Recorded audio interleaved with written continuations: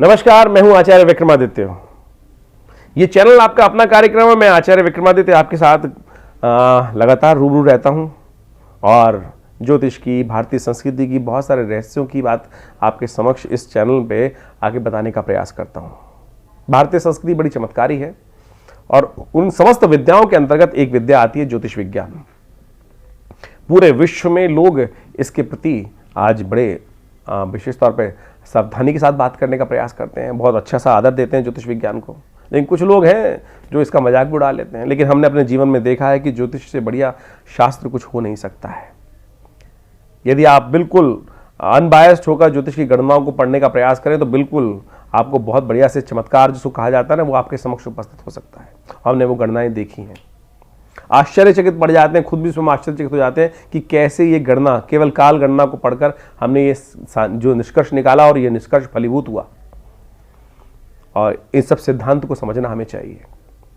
देखिए, नया वर्ष आरंभ होने वाला है 2023 और 2023 जैसा नया वर्ष आरंभ होता है तो लोगों के मन में क्यूरियोसिटी होती है, इस बात को स्वाभाविक है, कुछ नया आने वाला है। तो क्या कुछ होने वाला है हमारे साथ? हमने बहुत सारी राशियों के संबंध में, पूर्ण राशि के संबंध में बताया आपको, मेष से लेकर अभी तक कुंभ राशि के संबंध में बता चुके हैं। आज हम बताने जा रहे हैं मीन राशि वालों के लिए ये जो नया वर्ष है 2023 क्या लेके आ रहा है। 2023 जो है विशेष तौर पर नई उम्मीदों को लेके आता दिखाई दे रहा है आपके लिए। आपके लिए जो ये वर्ष है विशेष तौर पर जो आप कार्य कर रहे हैं उसको और आगे बढ़ाने के लिए बड़ा अच्छा है। बड़े भाग्य से ये समय आया है आपके साथ, जो आप आगे बढ़ने के योग बना रहे हैं। इसको उस गति को और देने की जरूरत है। इस वक्त बहुत गति से आगे बढ़ने की जरूरत है। इस वक्त आपका भाग्य पूरी तरह से साथ देने के योग बनाएगा। धन लाभ होने के योग बनेंगे, आगे बढ़ने के योग बनेंगे, सम्मानित पद प्राप्ति के योग बनने वाले मिथुन राशि, जो आपके हम बात करें मीन राशि वालों के लिए, तो सम्मानित पद, धन, आपकी पर्सनालिटी, इस सब चीजों में आपको विशेष तौर पर मेरे को दिखाई देता है कि बहुत अच्छे से आप आगे बढ़ने के योग बना सकते हैं। लेकिन ऐसे में इस बात का भी ध्यान रखना चाहिए कि कहीं ना कहीं अच्छे के साथ साथ चंद्रमा में भी कुछ ना कुछ कलंक लगने के योग होते हैं। तो ग्रह दिखा रहे हैं कि जो 2023 का आरंभ होगा, जिस आप गति से आगे बढ़ रहे हैं, उसमें कुछ ना कुछ अंकुश भी लगने के योग बन पाएंगे। अच्छे के साथ गेहूं के साथ घुन भी पिस जाता है कई बार और वो स्वाद खराब कर देता है। इस बात का ध्यान रखिएगा। तो आपको अब ध्यान करना है, अपॉर्चुनिटीज में स्कैन करने की जरूरत है कि कौन अच्छा है कौन खराब है। जो काम अच्छे हैं उन्हीं को करने का प्रयास करना है, जो खराब है उनको छांटने का प्रयास कीजिए। क्योंकि आपकी शक्ति जो है, समय हमारे पास लिमिटेड है, 24 घंटे ही है हमारे पास, 24 घंटे ही होते हैं ना। उसी में हम अगर खराब समय को भी साथ साथ करने शुरू करेंगे, आप बोलो अच्छे के साथ खराब भी होता है, कोई बात नहीं भाई, इस वक्त स्कैन करने की जरूरत है। 2023 में जो अच्छे अच्छे छांट लीजिए और उन्हीं अपॉर्चुनिटीज को टाइम टेबल बनाकर काम करने का प्रयास करना है। बेकार चीजों को शट आउट करने का प्रयास समय आपको आ गया है। तो इस सब क्षेत्रों में आपको काम करने की जरूरत है। नौकरी में यदि जिन जातकों जो लोग नौकरी में, उनके लिए ऐसा दिखाई देता है कुछ नई अपॉर्चुनिटीज आएंगी, बहुत बढ़िया से उनको आप यूटिलाइज कर पाएंगे, बहुत बढ़िया से अच्छे रास्ते बनेंगे। सम्मानित पद प्राप्ति के योग बन सकते हैं। विशेष तौर पर व्यावसायिक दृष्टिकोण से कुछ नया आपको आरंभ करने के योग बन पाएंगे। धन के संबंध में यदि बात करें तो बहुत अच्छे से ये रास्ते आपको प्राप्त होने के योग बनने वाले हैं। स्वास्थ्य के दृष्टिकोण से यदि आपके ग्रहों के दृष्टिकोण से देखें तो ग्रह जो दिखा रहे हैं कि वो स्वास्थ्य में कुछ लाभ देने के योग बनाएंगे। जो स्वास्थ्य में कुछ परेशानी के योग चल रहे थे वो समाप्ति की तरफ जाते चले जा रहे हैं। लेकिन कुछ जुर्माने आप पर पड़ सकते हैं।